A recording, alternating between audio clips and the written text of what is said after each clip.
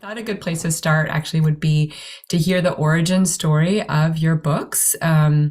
So, we have a lot of writers in the room. We all have a lot of ideas, rolling around in our heads. And I'm just curious, like, what was that first spark?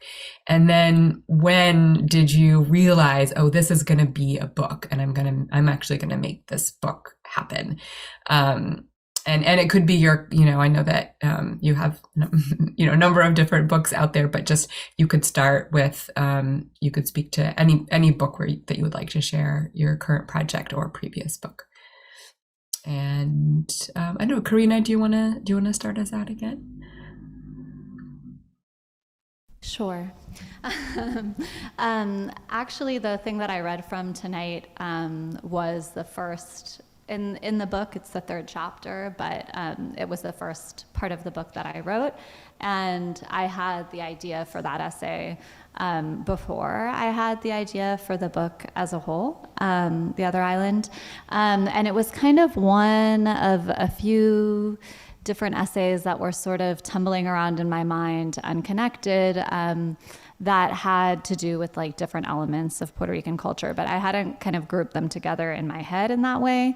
The backup dancer essay, like I often have an idea for an essay that for years before I actually begin working on it. It's kind of the longevity of how much it sticks in my mind is like how I know there's something there. But yeah, this question, I think everybody has really different answers. And in my case, I don't know what the next book is going to be like, but this one I felt was kind of like came to me from the outside as much as I came up with it myself, in the sense that I was kind of, I guess maybe at that point, I was sort of 2 years into an adult turn to Puerto Rico. As you know from that essay, I didn't grow up there, but my mother's family comes from there. My mom grew up in New York, so she had gone back to live in Puerto Rico as an adult. So there was, we had kind of there was a living relationship to it, but I grew up in California. It's really hard to get there. Mostly I was coming to New York. And when I moved to New York full time 9 years ago, the proximity to the Caribbean, the cheap flights and everything made me want to develop my own relationship with it as an adult. And I started going, as soon as I moved to New York, I started spending more time there without my family. I started meeting poets. I had, lots of New Yorican friends, and they connected me to, one of them who'd grown up on the island connected me to poets there. And I kind of began my relationship with Puerto Rico as an adult, as a translator. And I guess maybe 2 years in, I pitched a short essay to a section of New York Times Magazine called Letter of Recommendation. That's like one of the only parts of the magazine that takes cold pitches, from people who don't write for them regularly and who they don't know. So, and it's cool because it's 1,000 words where you recommend anything you like. And it's like, Knausgaard recommends chewing gum, like Maya Binyam recommends ghosting. So it's kind of like a whimsical, a more whimsical than usual forum. And I pitched an essay recommending like literary translation as a bilingual person, kind of like what it's like to, how I thought that actually literary translation sort of took advantage of some of my like weaknesses as a bilingual person, or like as a heritage speaker of Spanish, somebody who kind of acquired it later in life, or I have a kind of mixed relationship to it. But I felt like that anxiety, that kind of vigilance, makes me a good translator. So that's what the essay was about.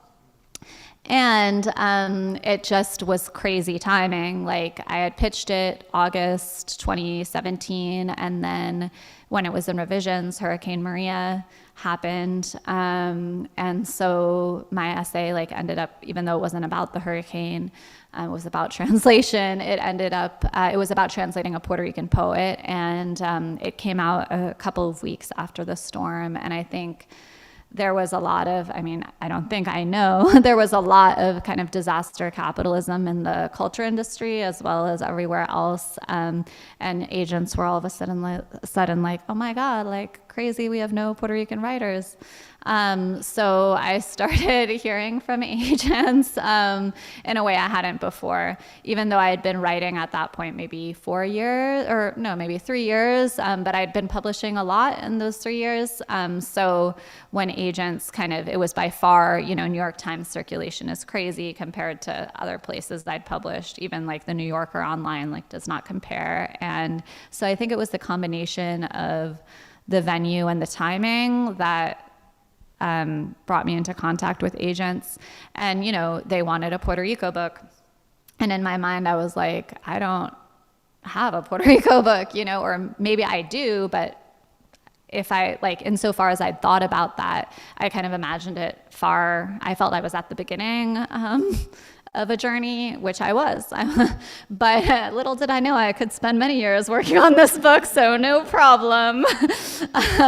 But yeah, so I kind of had to decide whether that proposition made sense to me or not, and whether I had an idea. And I decided that I did. But part of the reason that I kind of ended up walking through that door and I signed with an agent, one of those agents, is because I really wanted a way to kind of institutionalize or professionalize like the life that I was already living, and that I already had these collaborations going on in Puerto Rico and these relationships that felt very rich to me and that I wanted to continue, but my PhD was not related. So I felt like I needed some kind of other structure to like hold that life, or to like not have it be a distraction, but like be the center. So I sat down and thought, okay, what are the ideas I already have? Like, how else can I tie them together?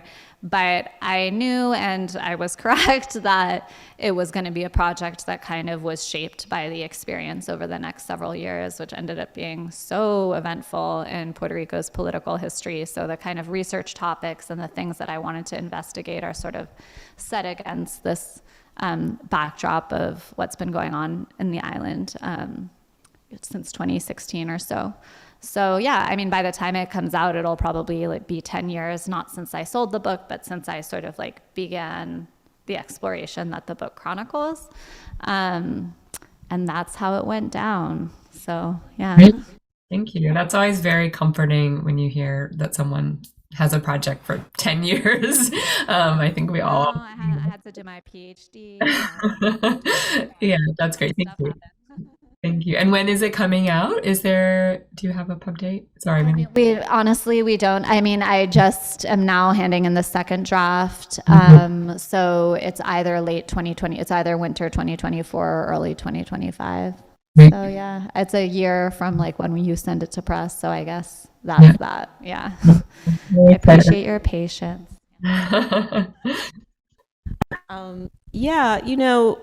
When you write about family, I don't know how many of you are interested in writing memoirs that are literally about yourselves or growing up or family members. I don't know if there's a beginning moment, right? Because I can look back at journals that I had way back in my 20s, and I was making reference to what I realize now is this book. So I often say to people that I had to write 2 novels, make a film, and be a journalist for years, and then I was ready to write this book. And all of that was preparation for this.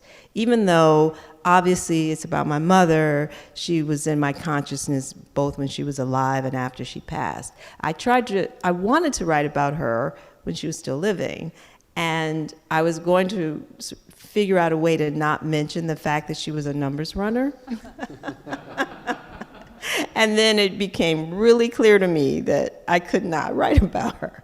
Not yet. And because I knew she was dynamic, separate and apart from what she had done with her life. Well, now I understand that, they're interconnected. And it was important to just wait That's really what I realized, that a memoir, in my experience, is about timing. You know, when are you really at a place where you need to tell that story? You can't not tell it. So a couple things happened for me. I realized that I had been holding on to this secret because I wanted to honor my mom, honor her secret, and not reveal it, because my whole life she kept saying all the time, no good comes from running your mouth. So I believed her.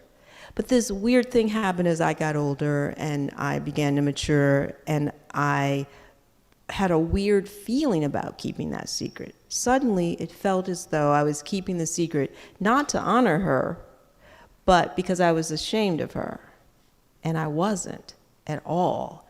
And that upset me, this idea that I wasn't telling her story. And it flipped for me. It was a subtle shift. Well, no, I'm not telling the truth. It was not a subtle shift. My son, who was a child at the time, saw a photograph of my mother on the dresser and said to me, "Mom, what was she like?" And my heart was like, oh my God. It was a physical pang.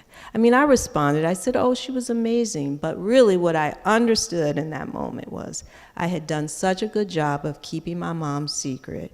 I had kept her secret from all the people that mattered to me. And that was it. It was like that was the thing that pushed me over to the other side. Then I became obsessed with the need to tell her story. And I just launched into the research. I knew from the beginning it was going to be a story about my mom, a story about Detroit, because I had real seething resentment about the ways that Detroit had been depicted in popular culture, almost never by, an African American who lived there. So I knew it had to have that. And also I wanted to capture this ethereal, ephemeral world of the numbers that hadn't really been documented and that has no concrete, remnants really that you could really grasp onto. So I understood that I needed to capture this underground world that was so important to Black culture. So I had all these missions in hand, and that enabled me to decide, I'm getting this done. And then 9 years later, I had a book. So that was basically the process. Great, thank you. Thank you so much for that. Okay, mine is much more silly. So I I had to do a reading, and I was working on my first book at the time, and it was in a disastrous shape. I was planning to read from that, and I realized I cannot do this. So in the course of an afternoon before the reading, I wrote this very silly fake history of urine, of human beings, historical attempts of human beings to save their own urine. And it actually sprang out of some research I'd cut from the book I was working on. So I had these little tidbits sprinkled in there. And I read it at this reading that night. And it kind of killed, there's 100-person reading and people are just dying. And then afterwards, the weirdest thing happened, and I have a line of people waiting to talk to me. And they, it's oh, what is this? And they're like, have you heard of pregnant mare urine? They all wanted to give me their weird stories or tell me their little factoid. And then the last person on the line was this guy, and he's like, that was really fascinating. And, I didn't know that about Attila the Hun. And I'm just kind of nodding my head along, don't want to kind of break the belief. And then he's like, I'm an editor at Harper's. We'd like to publish that. I think, would you send that to us? And I was like, oh. The best thing that could possibly happen and the worst at the same time. And I was like, sure. And so I went back, and over the next 3 months, I made it all true. I lived in the library, and I had stacks of books on ancient Roman history, looking in the indexes, urine. And I made it true. And it just, And then it stayed there for a while. They published it, and I was working on this other thing, but I had in my head, like, that was something. That was a weird reaction I got.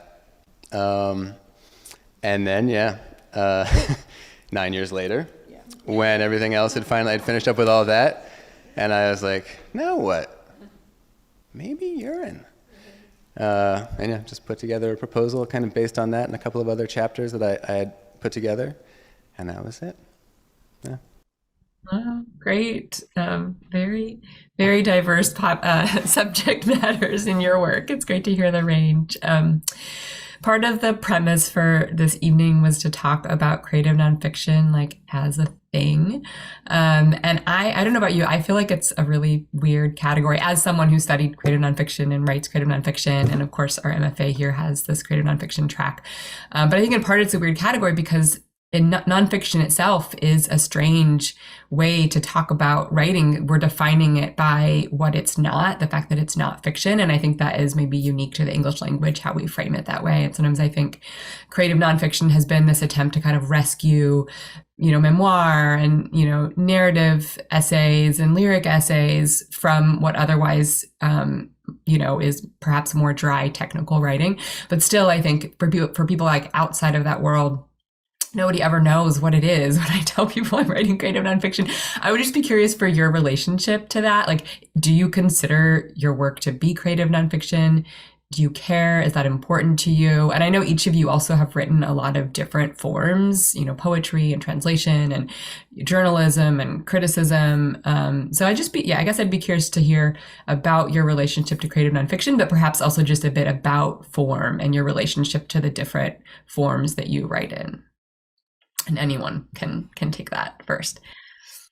That's so true, Francesca, that it's weird. And it's also true that what you mentioned about like this idea of nonfiction, like, doesn't exist in a lot of other languages, French or Spanish. Like, there are other terms that come up. Like, I often think about the Latin American crónica tradition, which is kind of like these long reported essays that often have very strong, first person voices, and they might even have speculative elements. And, there are other worlds where the lines between genres are like less aggressively policed than they are in this country. And even kind of like the idea that someone like Garcia Marquez might be writing for a newspaper, or that Amy Césaire is also a statesman or something like that.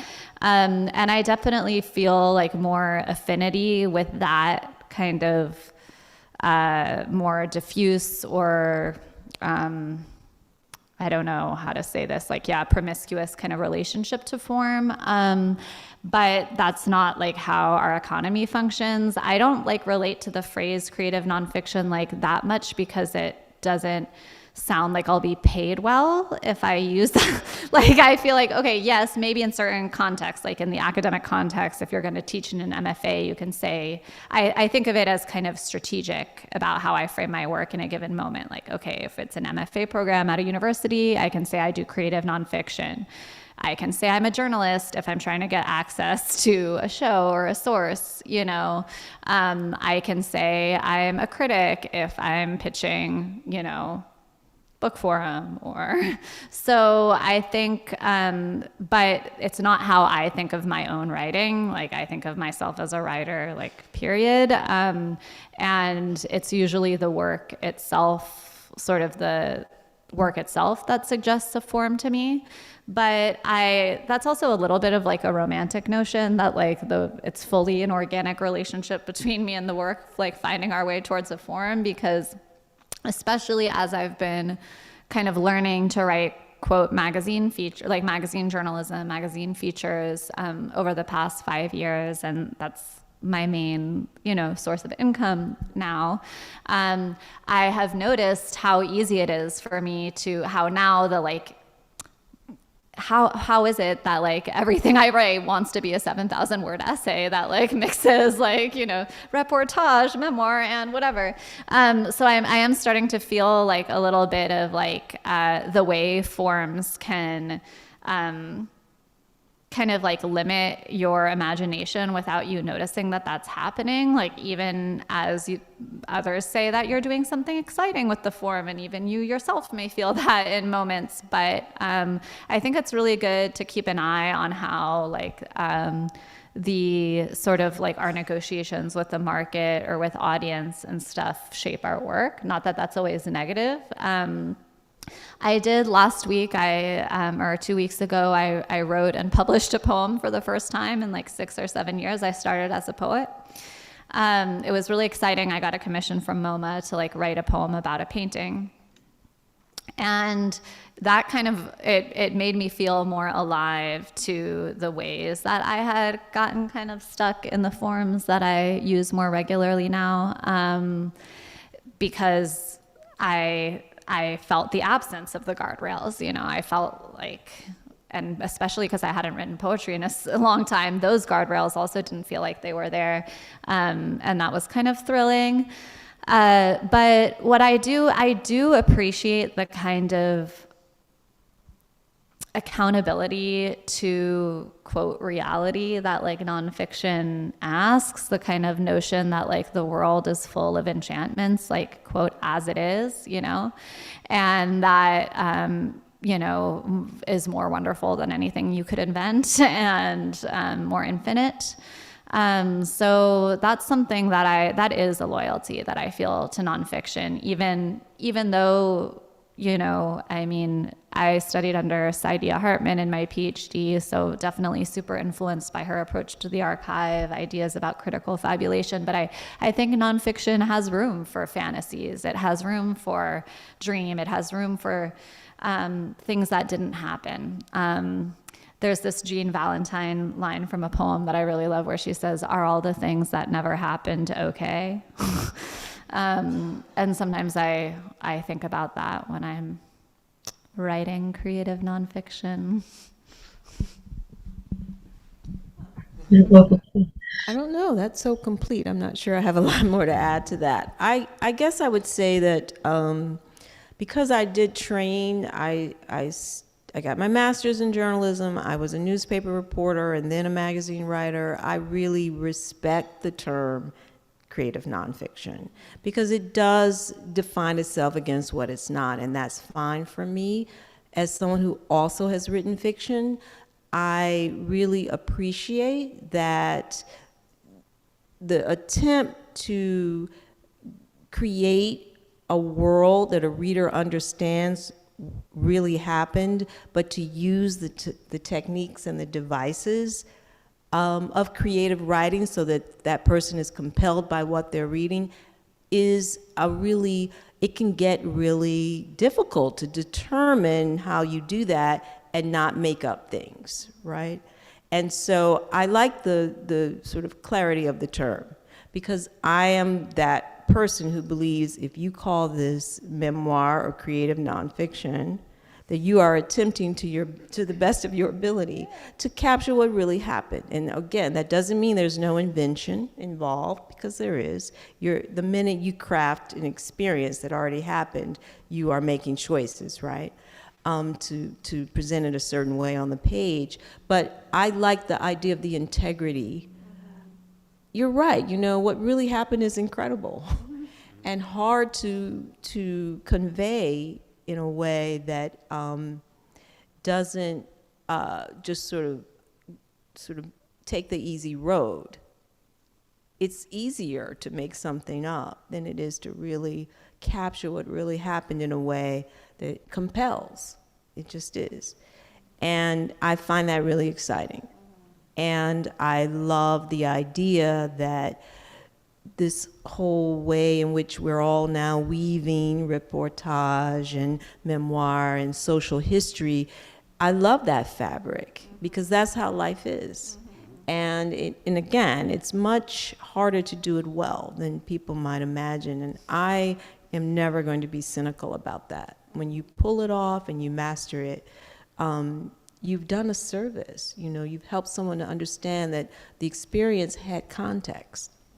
And that's what means so much to me, to be able to convey. I think because I do come out of a, African-American life often is presented without context. And so that is a real important goal for me as a writer, to let you know no one just dropped out of the sky. That didn't just happen. You know, we are worthy of the fuller, richer world in which we have found ourselves. So yeah. This is hard to follow. I guess I would just add two things. On the practical side, I think nonfiction for me is a way to sell a book before I've written it, which is not a small thing whatsoever. You know, it's like, it's the idea of working on something and not knowing if you can do anything with it is a big struggle on the market, and a big impediment to a lot of people. And then on the more kind of philosophical side of things, just I think what I love about nonfiction, and it's a term that I embrace, even if it's hard to define, is I like it about writing it myself and also about teaching it and working on it with other people.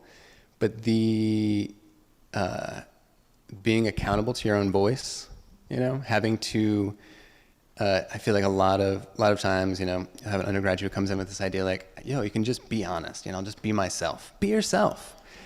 And the second you start putting words to paper as a nonfiction writer, it's like, oh my God, I sound like an idiot. And you really have to come to terms with that and figure out what is you and how can you be better? And that is, to me, really just so fundamental to the genre. And I think it was one of the things that gives it really broad applicability to the world outside, where it seems like accountability has just fled a lot of times from discourse. Great. Thank you. Thank you so much for that. I think I'll ask one more question before opening it up. So if you have questions percolating, also for those of you on Zoom, you'll be able to participate in the Q&A. But I think for now, my last question is just about the research process. I know that for each of your books, they're clearly heavily undergirded by extensive research. So I'd just love to know a little bit about what that process was like for you. And also, was there anything that surprised you that you didn't expect to uncover in your research? And again, anyone is welcome to start. Okay. So with this project, I mean, first of all, whatever I say up here is going to sound not as messy as it is. When I'm working, you know, there are like lost library books at the bottom of the bed and sticky notes all over the house. And no kidding, hundreds of tabs open on my computer and my phone. And I'm like, where was that JSTOR article? So it's a mess. It's a mess is what I'm saying. Always a mess. But one of the nice things about nonfiction, like I was just saying, is this idea that you can like sell a book on proposal, which really helped me, and that I had to like create a scaffold before I even went into it. And so that allowed me to really structure things, take them piece by piece, and kind of even like schedule what kind of research I was doing and make sure I was, you know, not doing too much of this thing or too much of that thing. And then it's just a matter of this kind of, for me, a back and forth between, okay, I'm going to go, first I'm going to go and make sure nobody's done this already. Then I'm going to kind of sketch out the territory, research it generally, come up with a few concepts. You know, am I going to be going to Orlando for this? Or am I going to be going to Boston? Is this going to be a piece which is really just like almost entirely library work, or is it going to be entirely interviewing people? And then just forcing myself to do it, which is the hardest part. I'm like, oh no, I have to pick up the phone and call that person. I have to do that. I love that part. Oh, you do? Oh, will you come to my house and do it? It is the worst for me, even when it's somebody who like wants to talk to me.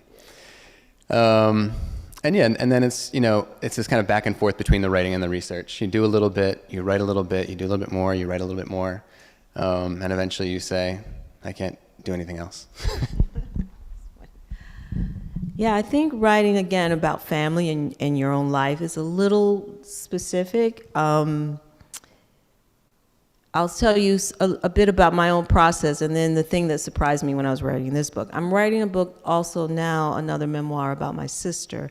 And so it's a similar kind of process, whereas my office is just filled with old journals of mine, Thank goodness I've been keeping journals for decades, but also lots of photographs.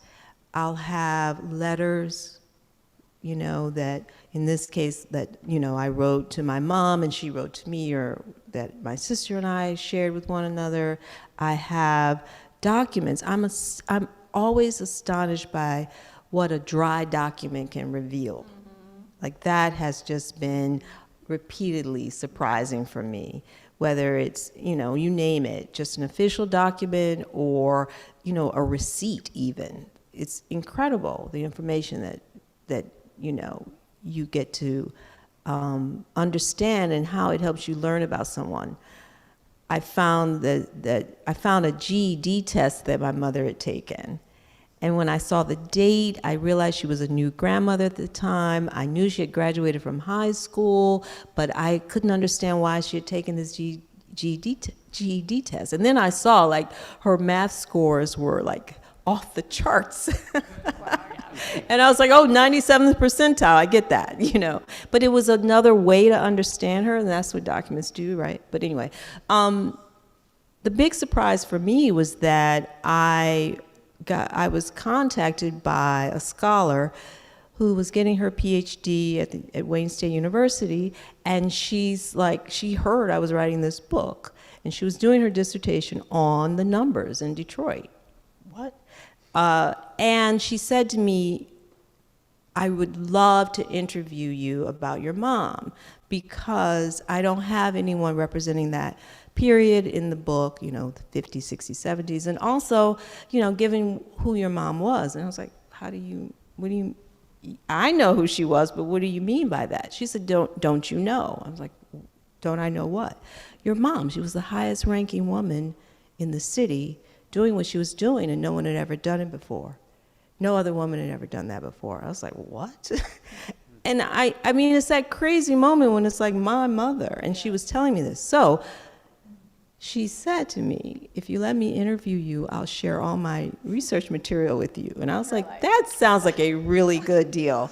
And no kidding, she showed up. She had 2 boxes of materials. There's no way I could have given the context that I did about the numbers without Felicia George's research, which by the time I published my book included her actual dissertation. So I reference her constantly. And it was like this wonderful symbiotic relationship. She was thrilled that I filled in this piece of her dissertation with my mom's story. So I don't know what you call that. Just gifts drop down from the heavens. Certainly when I started the book, I had no idea I would not have all the materials I needed to really fully explain the numbers. I didn't know what I needed, and then there it was for me. I would have written the book without it, but it would have been a different book, so yay for research that's given to you. Amen to all that. I definitely think that research can feel mystical, can have that mystical quality, partly because research is seeking, it's seeking information, but it's more than that, seeking connections between kind of bits of the world that come to you in fragments that you don't necessarily understand the connections between. And as those connections get revealed, because everything is in reality, because everything is connected in a dense network that mostly lies beyond our usual perceptive faculties, the deeper you get into research, it really embeds you in the world. You learn kind of how held you are in relations with others in ways that you didn't know before. Crazy things can happen. I was doing research in the archives of this poet that I translate, who I mentioned earlier, Maria Gloria Palma. And at that point, I had been translating her for several years and trying to find family members. She didn't have any children, so it was really difficult to find the rights. I'd put an ad in the newspaper. My mom had tried to help me. sending emails in Spanish and, stuff like that. I send emails in Spanish too, by the way, but and nothing had come up. And eventually I just kept writing and translating about this poet without the official permissions. And eventually it had been going on for long enough that they found me. And it turned out that all of her siblings had migrated. And so they didn't even read, her offspring, the people who hold her permissions don't even read Spanish. So the ads I'd put in the newspaper in Puerto Rico were useless, So eventually they came to me. But that was not the story I was going to tell about her. I was in the archive. The previous day I had gone to the cemetery. I had seen on Ancestry.com that she was buried in a cemetery that's quite famous, this beautiful little white cemetery in Viejo San Juan. And I went to go look for her grave with a friend. But it's a pretty big, it's still a large cemetery. It's very tightly packed. And we were totally unable to locate the grave. And then the next day I'm in the archive and there's a folder that just says aforismos. And I open and it's a little cut up. I guess she at some point was doing some kind of aphorism project. I remember, one of the little slips, I'm like, okay, let's see what these 12 little slips of paper say. And the first one I pulled up said, para mí, recordar es como caminar en un cementerio. Puede que hay unas tumbas muy bonitas, pero adentro siempre hay un muerto. Which means for me, remembering is like walking in a cemetery. There may be some very pretty tombs, but remember, inside there's always someone dead. And it was so, just to find that day.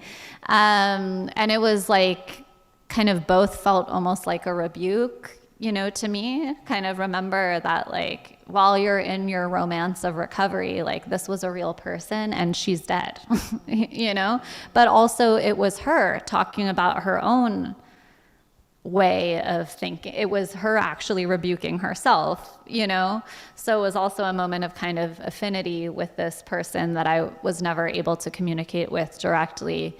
But in general, I would say that research is the most consistently pleasurable element of my writing practice. There's so much frustration with my limits of imagination and craft and discipline, but I feel like it's worth it because I'm always learning, and because of what research gives me.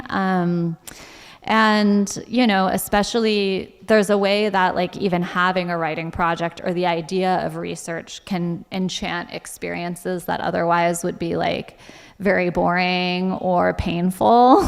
The idea that you're observing it, that your for material is a kind of a way to redeem the parts of life that are more difficult. And research about your own family, it's also calling it that can enable you to have conversations with family members that you wouldn't be able to when the tape recorder is not on or when the excuse of the project isn't there.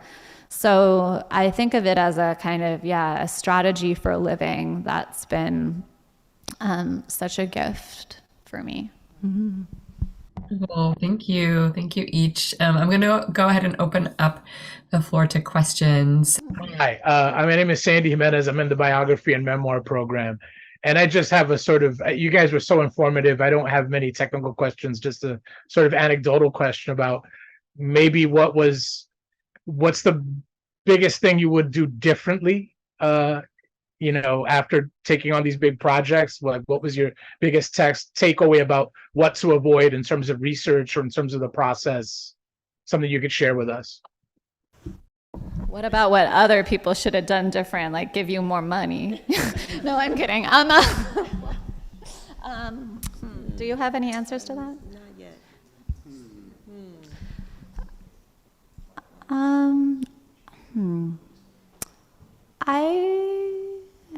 I think maybe, okay. Yeah. I tend to not live in a regret vibe. Not that I'm saying like there's no reflection or whatever. I just feel like I understand a lot of like what has been difficult about the process to date.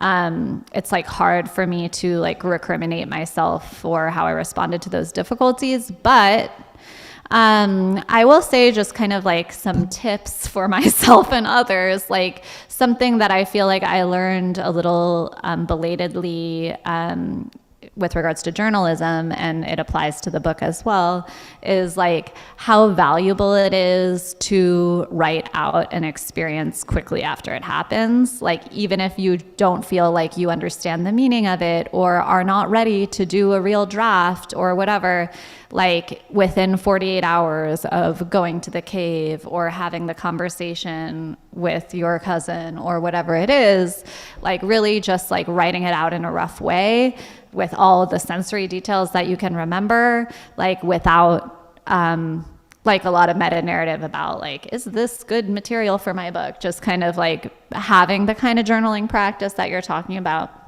and attending to your own life as a reporter might and your own experiences, I think is something that there are definitely situations and days that I like wish that I had transcribed sooner than I did.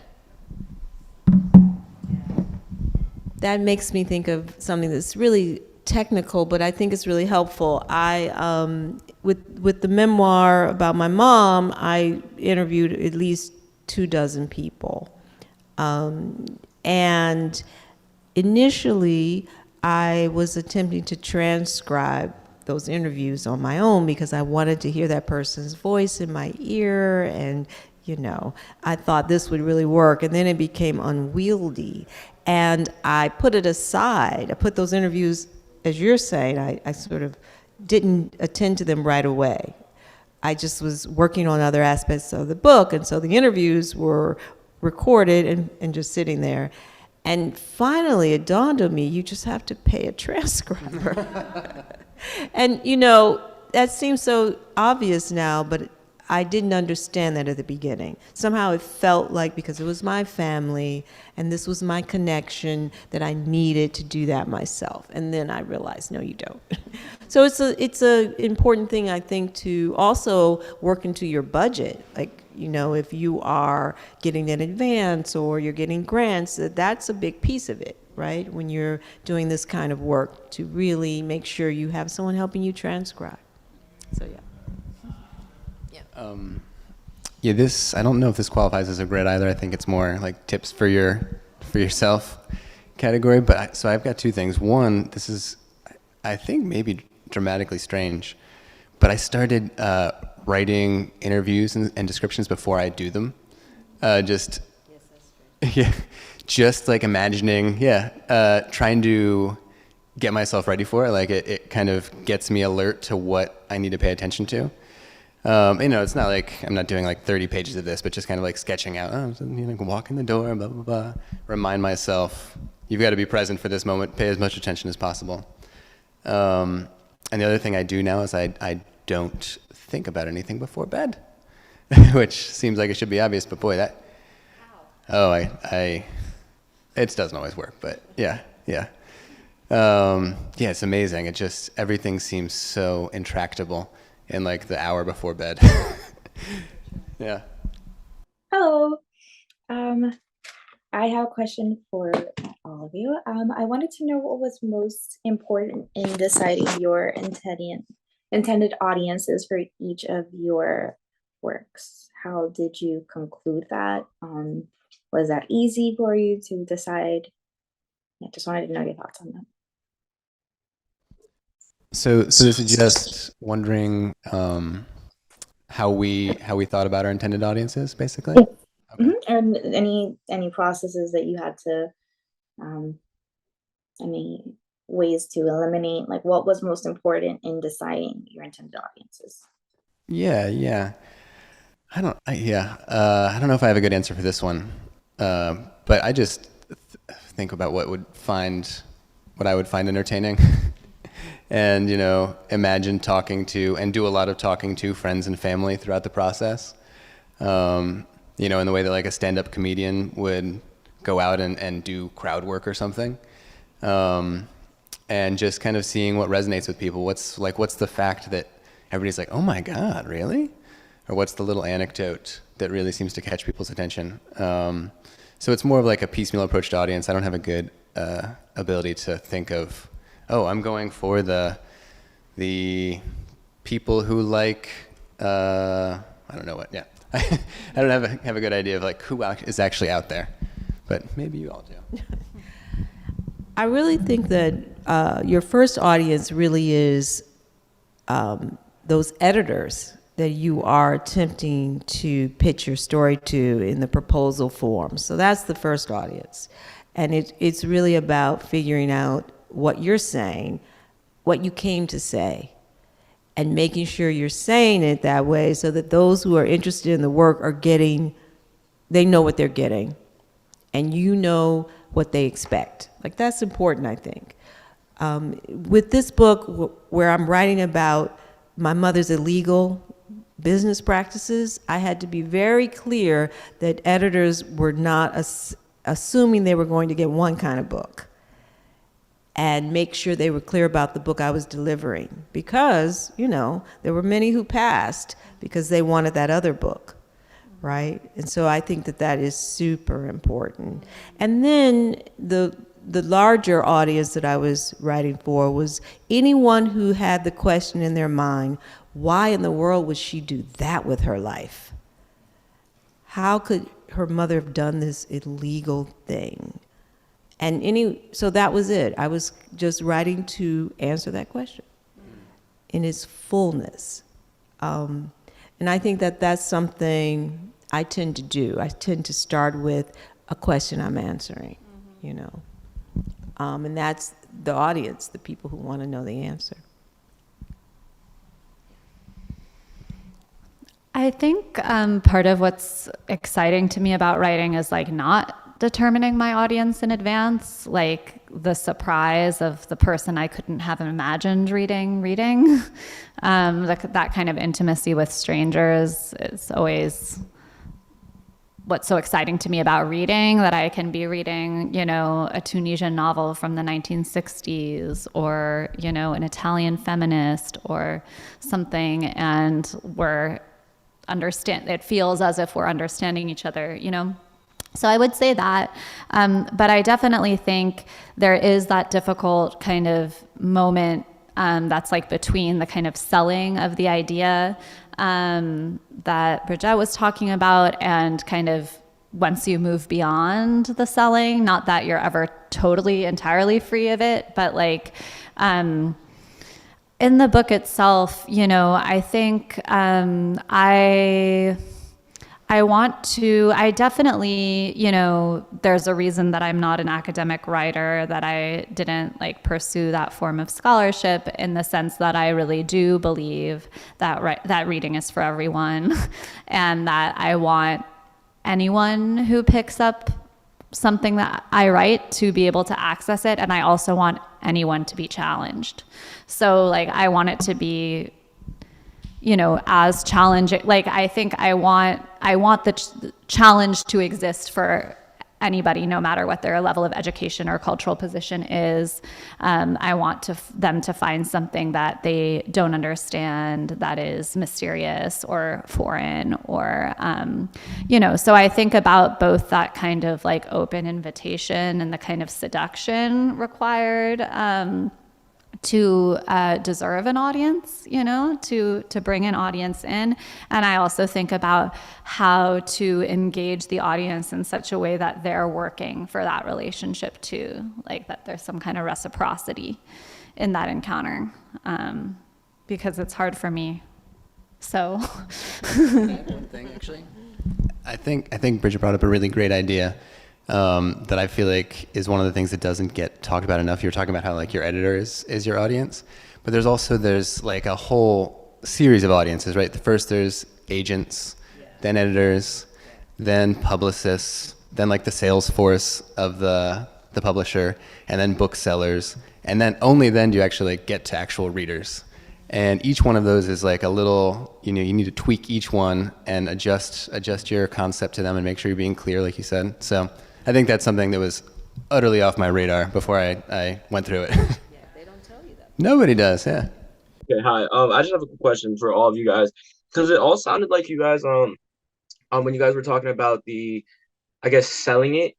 I'm more curious as to, have you guys ever felt like even when you're writing, fake in a way to, I guess, to sell it out there, and even like the way you guys, I guess, like deliver that piece of writing?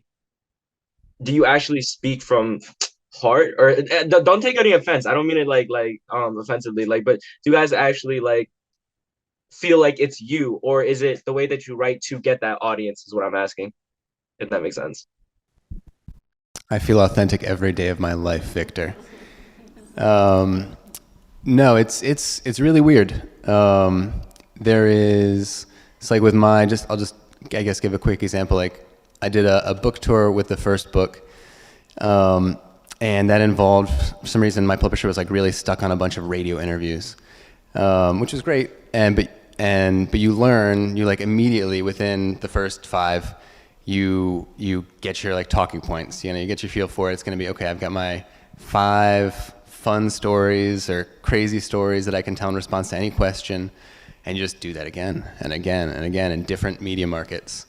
And then, suddenly you find yourself, and it's like 7 a.m. in Nebraska, and you're on Nebraska morning radio, and you're telling stories about like a woman who's been missing for years, and then they cut to a break, and they're auctioning cattle during the break.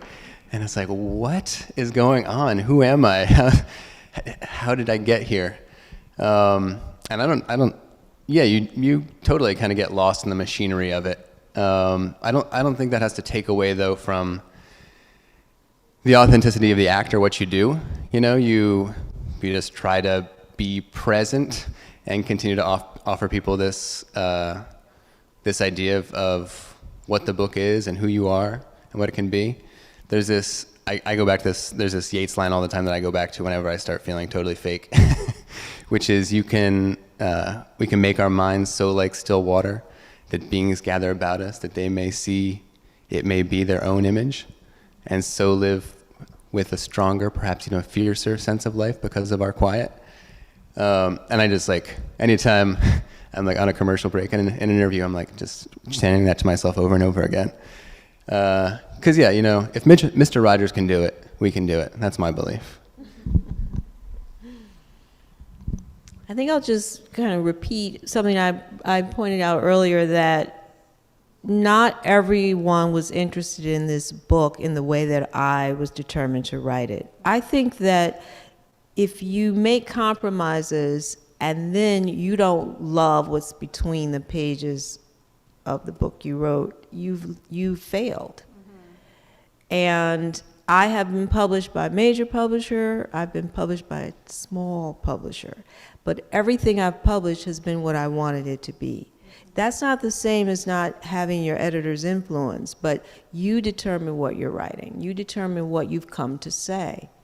And yes, a good editor helps you say it well, but it's okay if gatekeepers decide they don't want your work. They're doing you a favor. It's all about finding the person out there who wants to help you say what you want to say. Mm-hmm. And that's how you stay authentic.